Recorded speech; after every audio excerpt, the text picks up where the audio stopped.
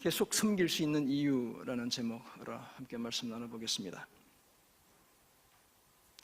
제가 요즘 자주 소개하는 미국 목사님이 한 분이 계신데 그분이 바로 팀 켈러라는 분입니다. 이 목사님의 책 중에 살아있는 신이라는 책이 있습니다. 우리말로 그렇게 번역되어 있습니다. 이 책은 영국 출신의 무신론자인, 아주 유명한 무신론자인 리차드 더킨스라는 사람이 쓴 대표적인 책이 있습니다. 그래서 만들어진 책, The God Delusion이라는 책인데, 이 책과의 그 일전에서 거뜬히 승리해낸 바로 그런 책이다, 이렇게 말할 수 있습니다. 살아있는 신의 마지막 부분인 에필로그에 이런 단락이 있습니다. 당신을 움직인 동기들을 체크해보라, 이런 단락이 있습니다. 무엇인가를 실행하기 전에 동기들이 오직 순수하기만 하고 전혀 이기적이지 않기를 바란다면 아무것도 실행하지 못한 채 영원히 기다리기만 해야 한다, 이렇게 말하고 있습니다. 우리가 순수한 동기를 가지고 뭔가를 하는 경우는 많지 않다는 것입니다. 뭔가를 반대급부를 기대하고 뭔가를 한다는 것이죠.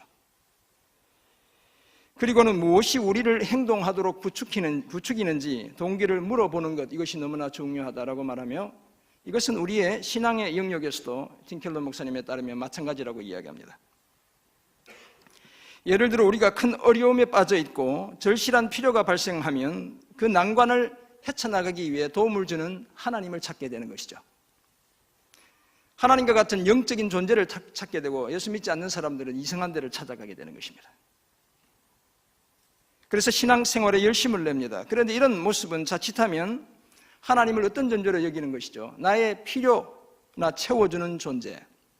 하나님이 우리 삶의 목적이 아니고 내 필요를 따라 존재하는 수단으로 여길 위험이 도사리고 있습니다. 또 다른 형태는 선을 행하고 덕을 쌓아야 구원에 이룰 수 있다고 생각하고 신앙생활을 하는 것입니다. 그것이 동기인 것이죠.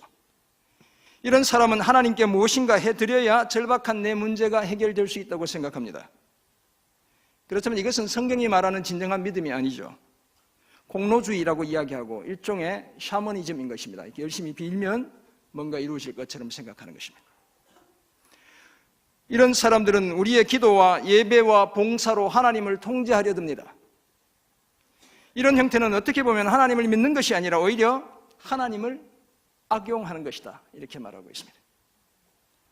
그런데 사실 우리 대부분은 하나님으로부터 무엇인가를 얻기 위해 하나님을 향한 여정을 시작했습니다. 우리 중에 정말 순수한 동기로 이 여정을, 믿음의 여정을 달려가고 있는 사람은 아마 아무도 없을 것입니다. 우리는 이 사실을 부인하지 않습니다. 그런데 우리가 잊지 말아야 할 사실 한 가지가 있습니다. 그것은 다름 아니라 하나님께서 저와 여러분을 위해 이미 해주신 것만으로도 우리는 충분히 빚진 자들이라는 것입니다. 무언가를 더 얻지 않아도 우리는 이미 충분히 빚진 자들로 살아가고 있다는 사실입니다. 하나님이 우리의 창조주라는 그 사실만으로도 우리는 이미 빚진 자들이고, 그분이 십자가를 통해 우리의 구원자가 되셨다는 그 사실에 이르면 우리의 빚은 도저히 갚을 수 없는 지경에 이르는 것입니다. 그러므로 우리가 사리를 제대로 분별하는 사람이라면 이런 하나님께 지금 당장 추가적으로 뭘 해주시지 않아도 이미 해주신 그 일 때문에 하나님께 복종하고 싶은 것, 이것은 당연한 것입니다. 따라서 하나님께서 더 이상 저와 여러분에게 또 다른 그 무엇을 해주시지 않아도 우리는 하나님을 향한 여정을 중단하지 않아야 합니다. 저 높은 곳을 향해, 오늘 이 설교의 내용을 모르고 찬양했을 텐데 저 높은 곳을 향한 그 믿음의 길을 멈추지 않아야 하는 것입니다. 교회와 성도들을 향한 섬김의 그 자리에 계속 머물러 있어야 합니다. 만약 우리가 처음 하나님을 향한 여정을 시작할 때 무엇인가를 얻기 위해 시작했거나 아니면 하나님을 위해 무엇인가를 해드려야 내가 원하는 것을 얻을 수 있다고 생각하고 그렇게 믿음의 여정을 시작했다면 이제 우리의 생각과 태도를 바꿔야 합니다. 이제는 다른 그 무엇보다, 다른 그 어떤 것보다 하나님의 그분을 얻기 위해 내가 무엇을 해야 할지를 고민해야 하는 것입니다. 다시 말해서 하나님을 얻기 위해 우리는 복음을 위해 고난을 감수하며 계속 섬김의 자리에 머물 수 있어야 합니다. 뒤집어 말하면 우리가 궁극적으로 하나님을 얻기 때문에 복음으로 인한 고난 중에도 오늘 계속 섬김의 그 자리에 머물러 있어야 하는 것입니다. 그래서 오늘 제 설교 제목이 무엇입니까? 계속 섬길 수 있는 이유인 것입니다. 오늘 본문 디모데후서 2장 7절에서 13절은 우리가 궁극적으로는 하나님 그분을 얻기 위해 복음으로 인한 고난 중에도 계속 섬길 수 있는 이유 몇 가지를 제시합니다. 먼저 우리 모두는 부활하신 예수님을 기억하기 때문에 그렇습니다. 둘째는 하나님의 말씀은 매이지 않기 때문에 그렇습니다. 복음은 매이지 않기 때문에 그런 것이고, 그리고 끝으로 미쁘신 하나님의 확실한 보상이 있기 때문에 그렇습니다. 그렇다면 우리가 궁극적으로 하나님을 얻기까지 복음으로 인한 고난 중에도 계속 섬김의 자리에 머물 수 있는 그 구체적인 이유는 무엇이겠습니까? 이 세 가지를 차례로 한번 생각해 보겠습니다. 먼저 부활하신 예수님을 기억하기 때문에 그렇습니다. 사도 바울은 오늘 보면 7절에서 디모데에게 이렇게 말하고 있죠. 내가 말하는 것을 생각해보라. 주께서 범사에 너에게 총명을 주시리라. 이렇게 말합니다. 이것은 앞부분과 연결되어 있기도 하고 뒷부분과 연결되어 있기도 한데, 앞부분과 연결해보면 복음을 위해 믿음의 선생으로, 병사로, 운동선수로, 농부로 살아가는 이 땅의 수고를 넘어 영원한 하나님 나라를 바라볼 수 있는 총명, 곧 지혜와 판단력과 분별력을 주신다는 것이죠. 주께서 범사에 총명을 주신다고 말씀하죠. 그렇지만 주께서 범사에 총명을 주신다고 해서 복음을 전하는 자들의 삶이 그저 탄탄대로인 것은 아닙니다. 이지고잉 할 수 있는 그런 쉬운 길은 결코 아니라는 것이죠. 오해를 받아야 하고 손해를 봐야 하고 부당한 대우를 당하기도 해야 합니다.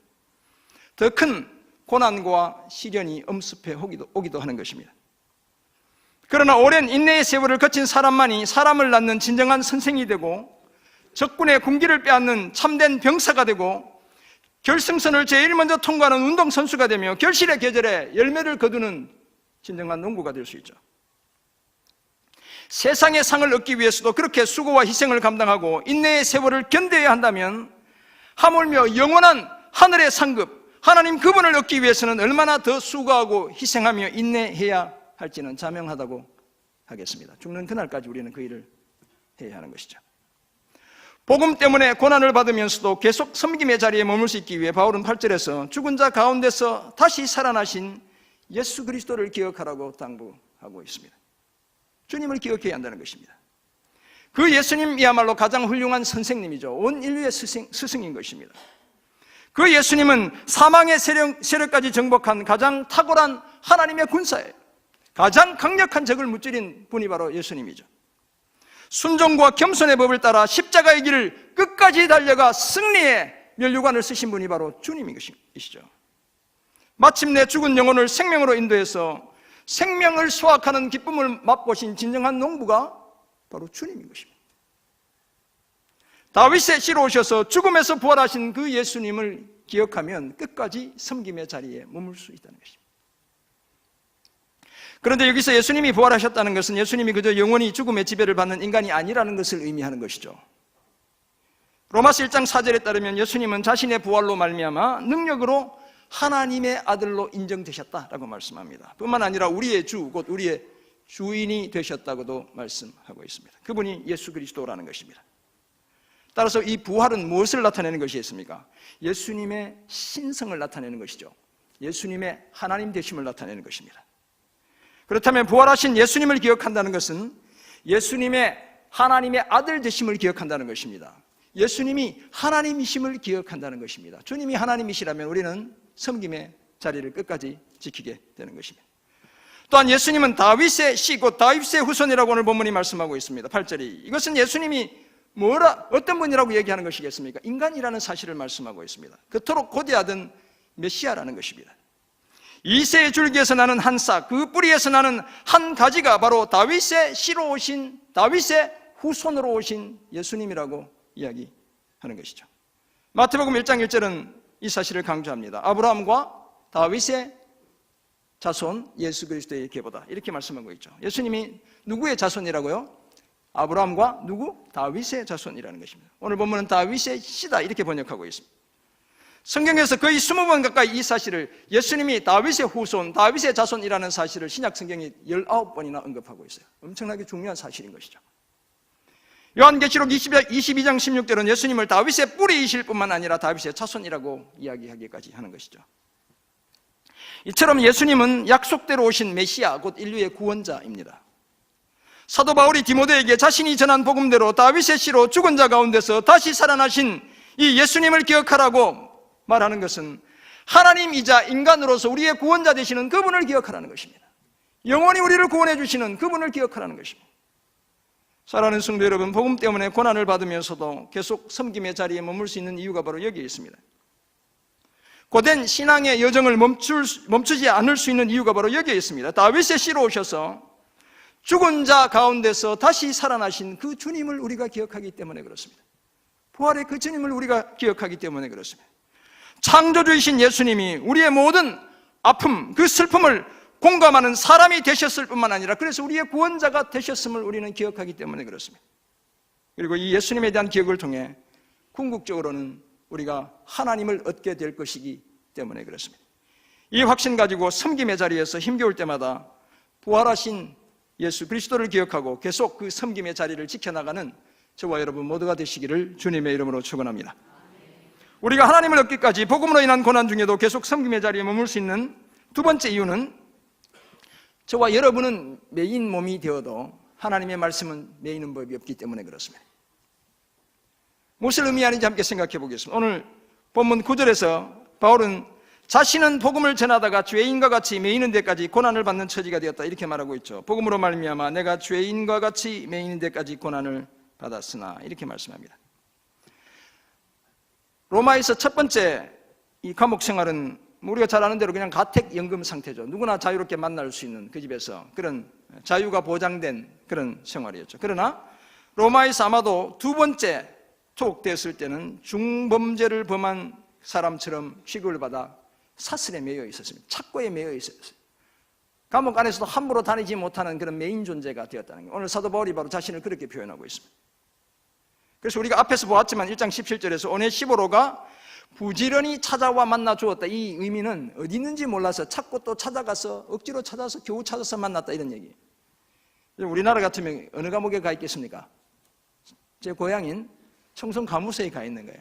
요즘은 뭐 이제 고속도로도 나서 쉽게 가지만 옛날에 가기도 힘든 거기에 가 있네요. 찾고 또 찾아가 봤더니 거기에 있더라는 거예요. 사도 바울이 지금 그런 메인 몸이라는 것입니다. 그곳에서 이렇게 목사가 한 명 더 났으니 그래도 감사한 것이죠. 가모소 출신이 이렇게 목사가 되었으니. 그곳에서는 어떤 생활을 했습니까? 사도 바울이 성경을 가까이 할 수 없었어요. 외로움과 싸워야 했습니다. 배반의 아픔을 겪어야 했습니다. 우리가 디모데후서 뒤에서 다 보게 될 것입니다. 임박한 추위와 죽음의 위협을 감당해야 했어요. 그래서 바울은 4장 6절을 보면 자신은 벌써 전제와 같이 부어졌고 이제 떠날 시각이 가까웠다. 죽음이 임박했다는 거예요. 죽음이 이제 턱 밑까지 코앞까지 와 있는 거예요. 그리고 디모데에게 뭐라고 이야기합니까? 4장 9절 보면 어서 속히 오라고 이야기해요. 그리고 올 때 뭘 가지고 오라고요? 겉옷과 가죽 종이에 쓴 성경책도 가져오라는 거예요. 추워 죽겠다는 거예요. 성경을 읽을래야 읽을 수가 없다는 것입니다. 그리고 뭐라고 얘기해요? 그 추위가 두려워서 진짜 본격적인 추위가 시작되는 겨울이 오기 전에 어서 오라고 이야기하는 거예요. 그렇게 갇혀있는 상태였죠. 그렇지만 그렇게 매인 환경 속에서도 사도 바울은 소망의 끈을 놓지 않았습니다. 주님의 교회와 주님의 성도들을 섬기는 그 일을 멈추지 않았죠. 그래서 지금 누구에게 편지를 쓰고 있어요? 디모데에게 감옥에 갇힌 상태에서 편지를 쓰고 있는 겁니다. 에베소 교회 성도들을 생각하면 이 편지를 써보내는 거예요. 자신은 비록 그렇게 죽음이 코앞에 와 있을 만큼 갇혀 있지만, 왜냐하면 자신은 비록 사슬에 매인 몸이지만 하나님의 말씀은 전혀 매이지 않는다는 사실을 확신했기 때문인 것입니다. 그래서 계속 섬김의 자리에 머물 수 있었던 것입니다. 사도 바울이 한결같이 섬김의 자리에 설 수 있었던 또 다른 이유가 바로 여기에 있죠. 한 곳에 매이면 다른 곳에는 갈 수 없는 자신과는 달리 하나님의 말씀은 어떤 환경 속에서도 전혀 매이지 않고 하나님이 원하시는 그곳에서 하나님의 사람들 가운데 역사한다는 사실을 믿었기 때문에 그런 것입니다. 하나님의 말씀이 매이지 않는데 자기가 어떻게 거기에 매여 있다고 그 사역을 멈출 수 있겠습니까? 하나님의 그 말씀, 그 복음은 어떤 방해 속에서도 열방 가운데 선포될 것을 확신했기 때문에 그런 것이죠. 복음을 반대하는 사람들이 바울을 감옥에 가두고 바울을 죽임으로 바울의 걸음이 멈춰서게 할 수는 있지만, 그래서 바울을 침묵시킬 수는 있지만, 그러나 바울의 죽음 이후에도 하나님의 말씀은 매이지 않고 온 세계 민족 가운데로 전파되게 되는 것입니다.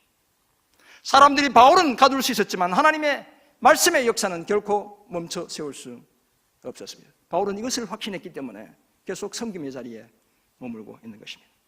그 사실을 확신했습니다. 그래서 바울의 확신처럼 하나님의 말씀은 전혀 매이지 않고 로마의 감옥을 넘어 온 열방 가운데 증거되었고 오늘 저와 여러분의 가슴에까지 그 복음이 증거된 것입니다.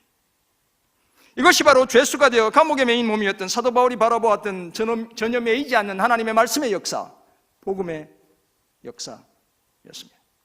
우리가 단기 선교 가고 국내 전도 가는 것은 이 복음의 역사를 계속 이어가는 활동인 것이죠. 사랑하는 성도 여러분, 사실 우리는 모두 매인 몸으로 이 땅을 살아가고 있습니다. 우리는 가족과 가사에 매여 있습니다. 저는 좀 자유로운 것 같긴 한데 그래도 아내가 끊임없이 이것저것 얘기,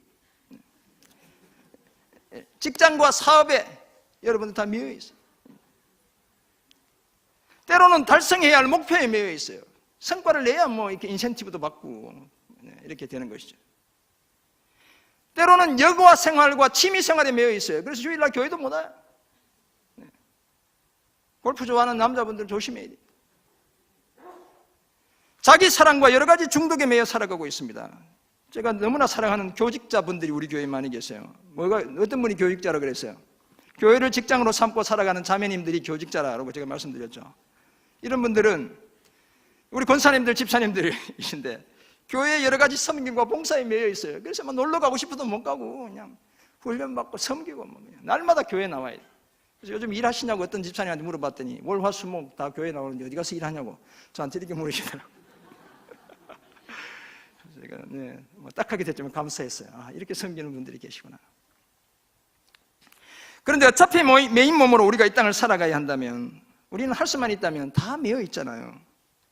하나님이 기뻐하시는 선한 일에 매여 살아가야 하는 것입니다. 우리도 사도 바울처럼 복음 때문에 매이고 갇히는 그런 삶을 살아야 합니다. 그래야 절망의 자리에서도 소망을 잃지 않습니다. 여전히 섬김의 자리를 꿋꿋하게 지킬 수 있습니다. 왜냐하면 뭐가 안 매이기 때문에, 하나님의 말씀이, 복음이 매이지 않기 때문에 그렇죠. 그러므로 오늘 나를 둘러싼 환경이 나를 억압하고 지배하고 못살게 굴 수는 있어도 하나님의 말씀은 전혀 그렇게 할 수 없다는 사실을 기억해야 합니다. 하나님의 말씀은 결코, 하나님의 복음은 결코 매이는 법이 없다는 그 사실을 우리는 잊지 않아야 합니다.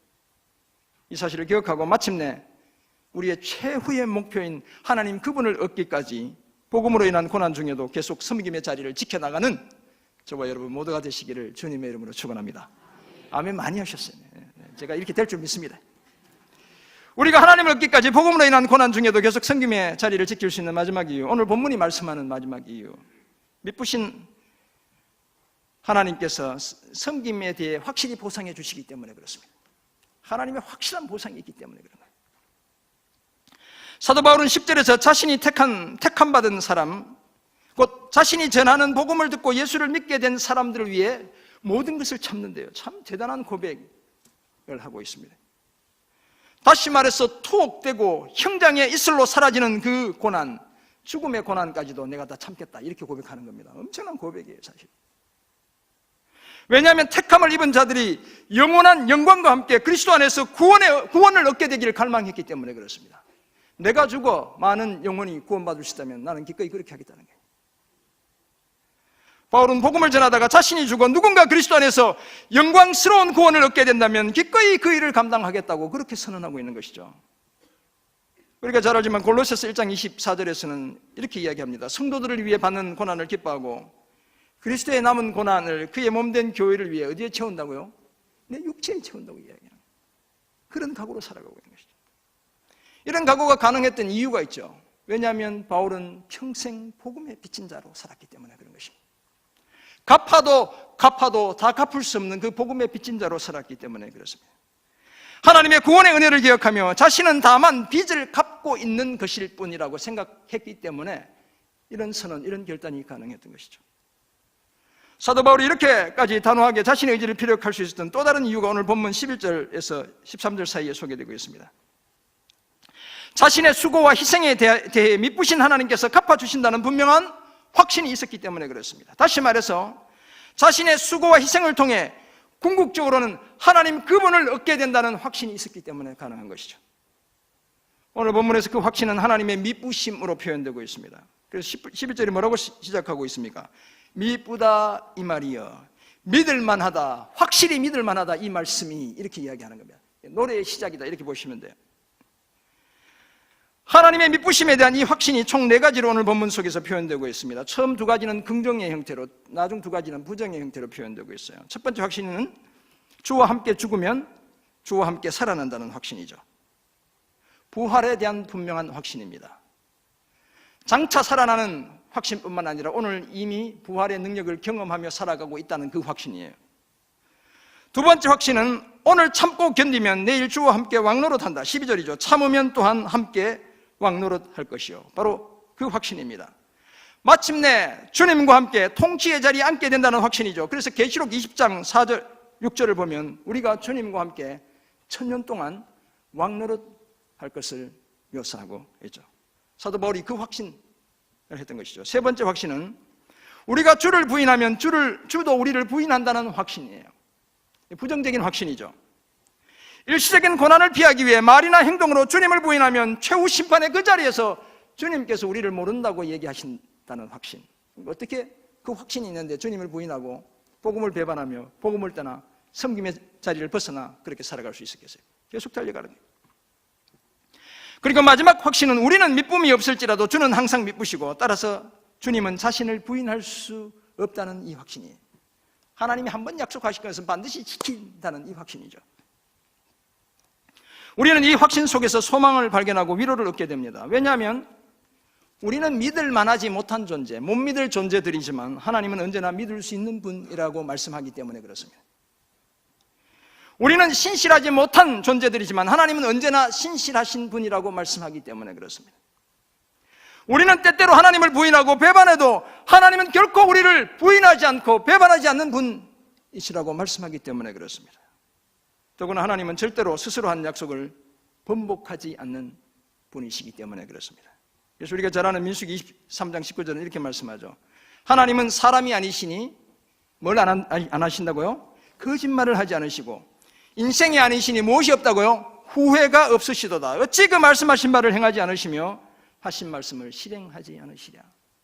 하나님은 반드시 하신 말씀을 약속을 지키는 분, 미쁘신 분이라는 것이죠. 사랑하는 성도 여러분, 사도 바울은 복음의 동역자요 믿음의 아들인 디모데를 향해 그런 예수 그리스도를 기억하라고, 그런 하나님이신 그분을 기억하라고 이야기하는 것입니다.